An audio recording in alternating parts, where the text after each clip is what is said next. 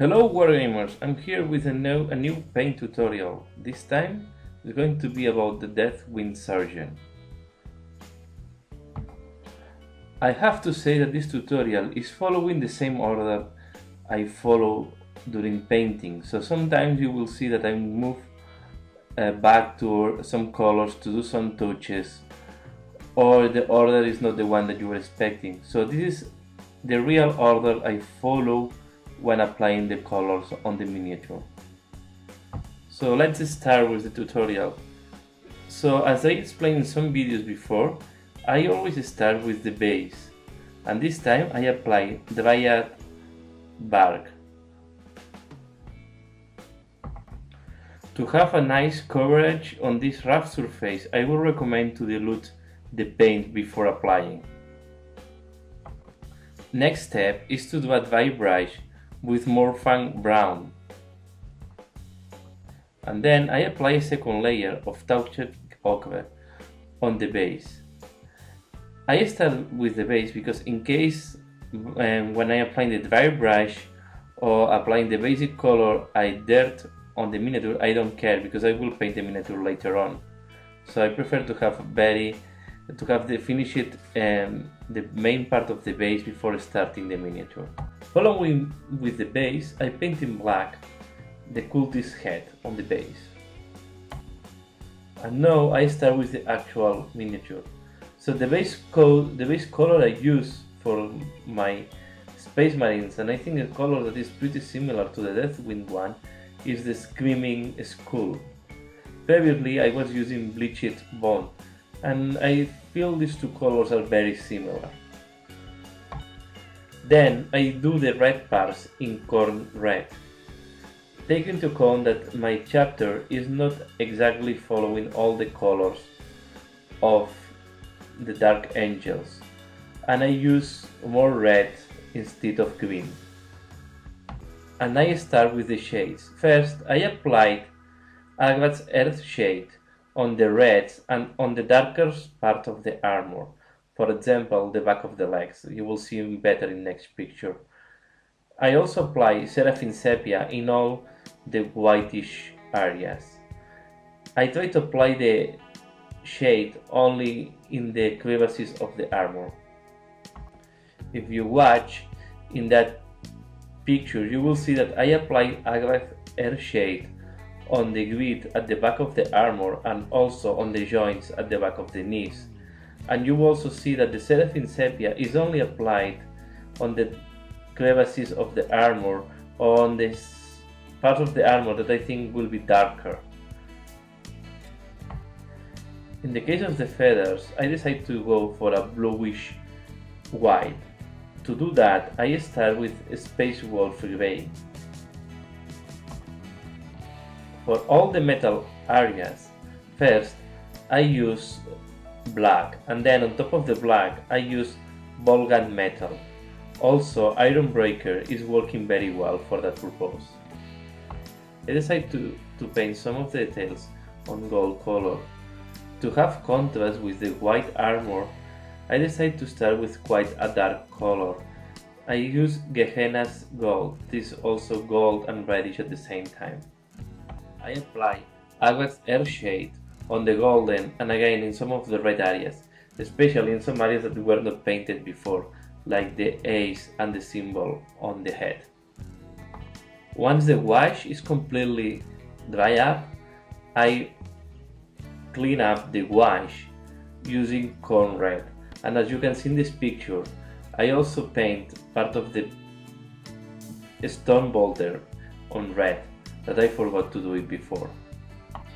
Here you see another picture. The red part of the stone boulder was not done before. This is also happening me a lot of times. Sometimes I forget a part in some color, so you have to move back to the color and do it again. Then miniature, I decided to do some ropes on dark red and other ropes on brown. It depends where these ropes are on.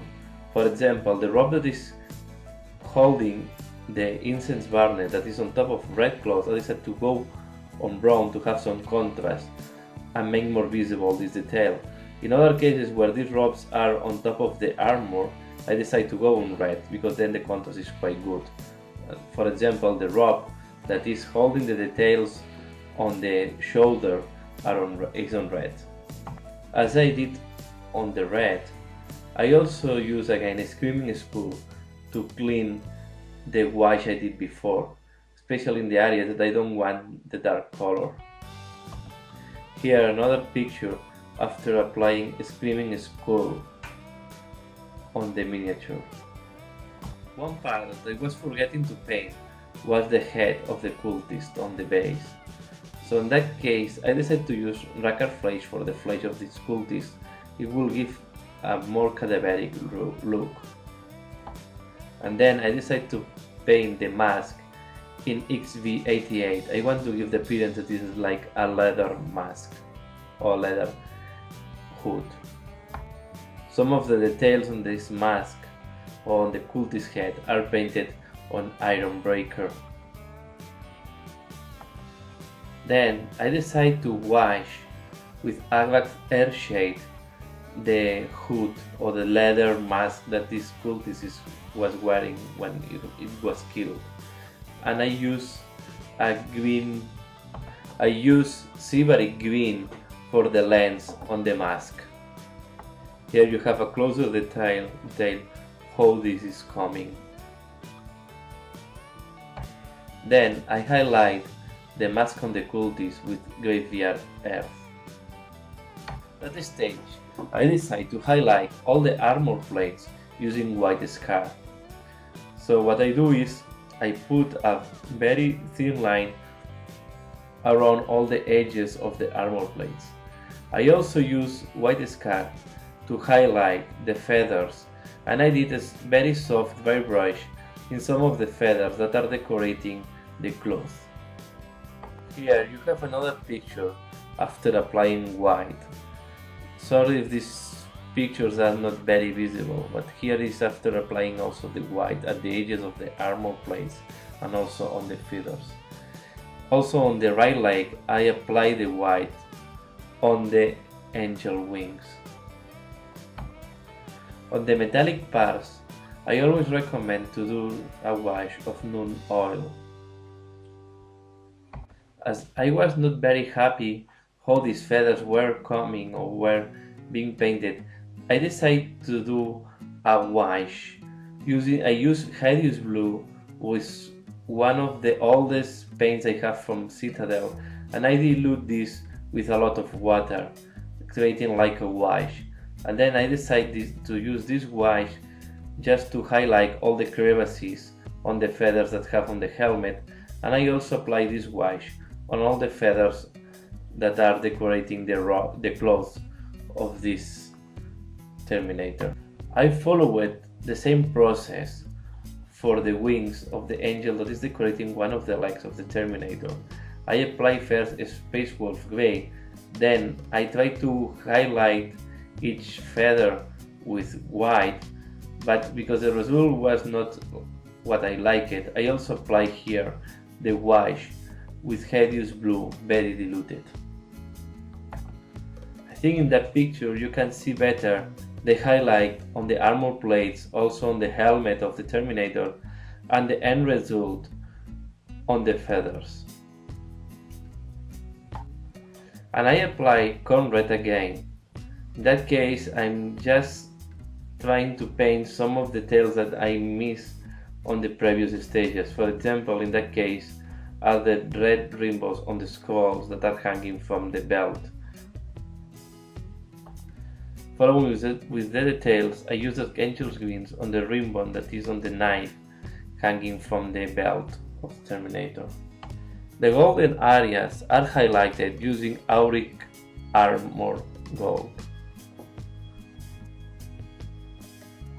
In the case of the Stone Bolter, I decide to do the skull detail also golden.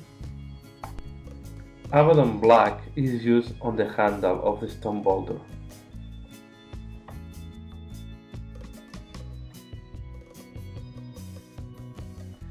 I apply again Agvax Airshade in some of the details I missed the first time. Then going back to red, I use blood red to highlight the clothes, and I also use blood red as the base color for the sod. Because of the sod, I want to give a gradient from red to almost yellow or white. Here another picture that I want to show how the symbol of the Dark Angels and also this small robe that is hanging the Terminator cross is looking after applying the second highlight with blood red. And then I go to blazing orange. I use blazing orange to highlight some of the most extreme parts of the red areas. For example, the biggest wrinkles or some of the corners of the stone bolter. And I also use blazing orange to start the gradient on the sod. So the base of the sod I want it in dark red. Then I want the extreme of the sod to be in a very light orange, almost yellow. I'm also using the blazing orange to highlight the lenses of the helmet. Here a better picture how the sod is looking after applying the blazing orange on top of the red. You have to see that I try to keep the slot in the middle of the sod in the original red color. And this stage is quite difficult to take in pictures because I try to do wet blending to have a good gradient between the red to the yellow at the extreme of the sod.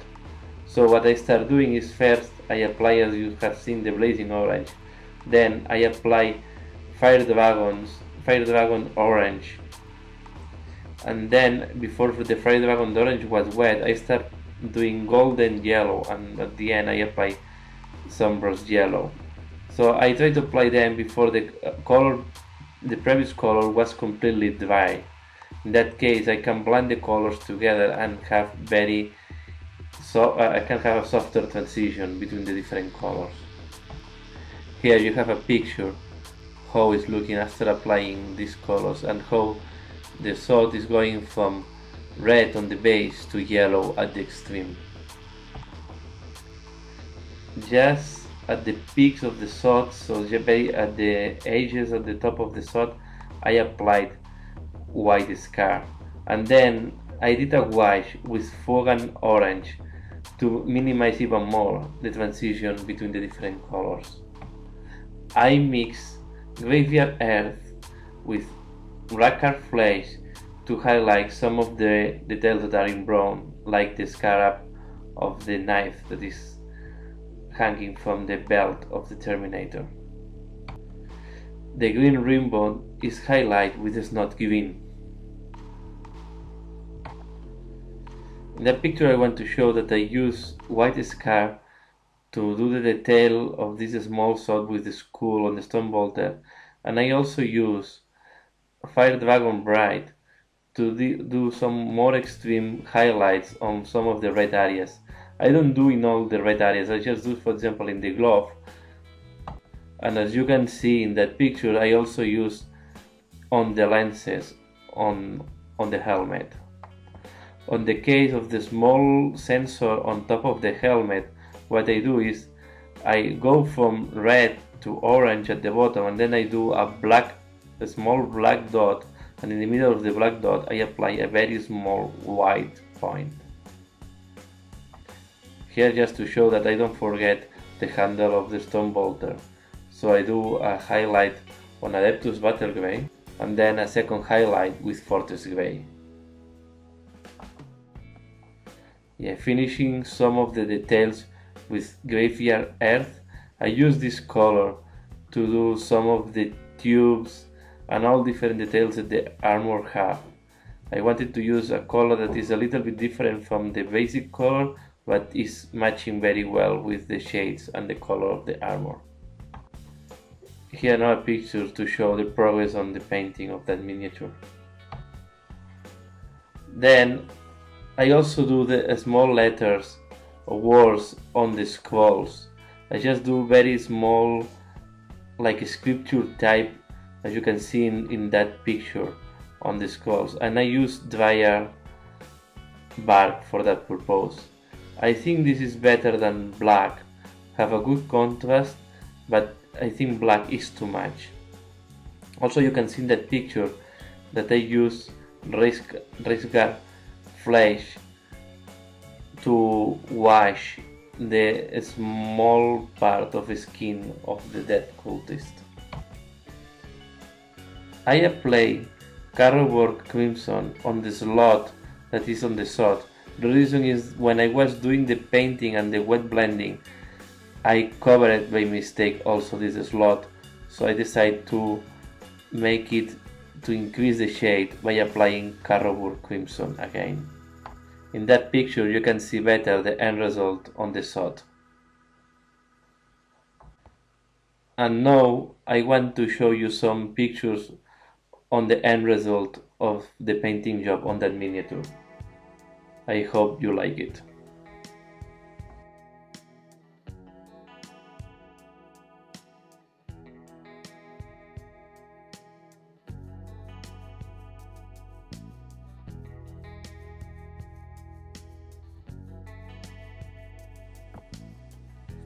Please comment, like and share this video if you like it, and in case if you don't like it, let me know how I can improve. If you are interested in having more details in some of the techniques I use to paint this miniature, please just let me know in your comments or just send me a message and I will try to cover this in another video. So thank you everybody for watching this video and see you again later. Bye!